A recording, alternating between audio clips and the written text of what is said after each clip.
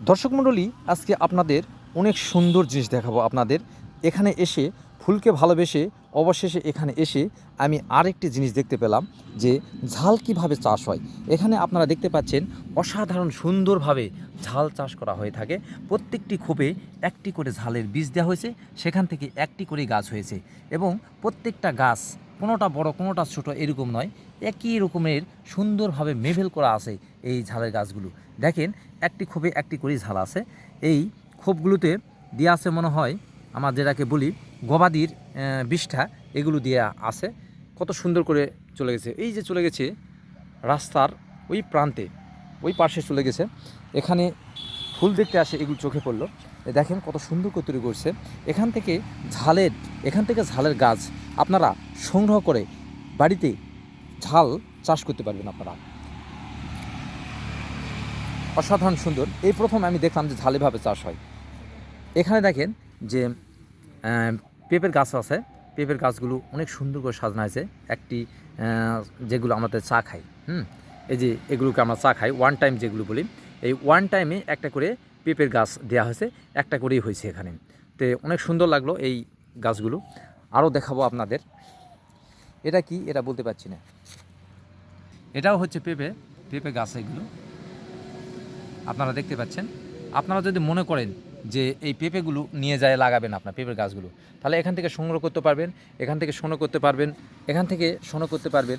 ফুল আছে, বিভিন্ন রকমের ফুল গাছ আছে, জবা আছে, বেল আছে, বিভিন্ন ধরনের ফুল আছে। আমি এত ফুলের নাম বলতে পারবো না। এটা হচ্ছে করিলার গাছ, এগুলো এর পিপে হয়ে গেছে এদিকে। আর এই ঝালের গাছগুলো একটু বড় হয়ে গেছে। হ্যাঁ, এগুলো হচ্ছে বেগুনের গাছ, বেগুন, এখান থেকে বেগুন সংগ্রহ করতে পারবে।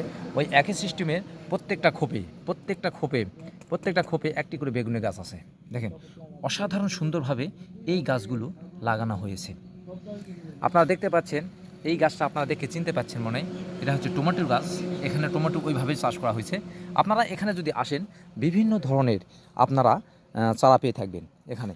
দেখেন এটাও করিলার গাছ, দেখে পাচ্ছেন, করিলা যেটা বলা হয়।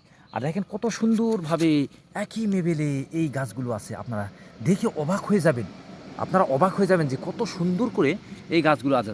আমি ক্যামেরাটা একটু চাইনে ধরি, দেখেন শুধু খোপ দেখা যাচ্ছে, আর খোপে প্রত্যেকটা করে গাছ লাগানো আছে। কত সুন্দর, একটা গাছও কম বেশি নাই, কত সুন্দর লাগছে।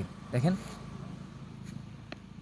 আপনারা এই ভিডিওটা শেষ পর্যন্ত দেখবেন, অনেক সুন্দর সুন্দর জিনিস আমি আপনাদের মাঝে তুলে ধরেছেন। এই যে দেখতে পাচ্ছেন সবগুলো এগুলো ঝালের গাছ।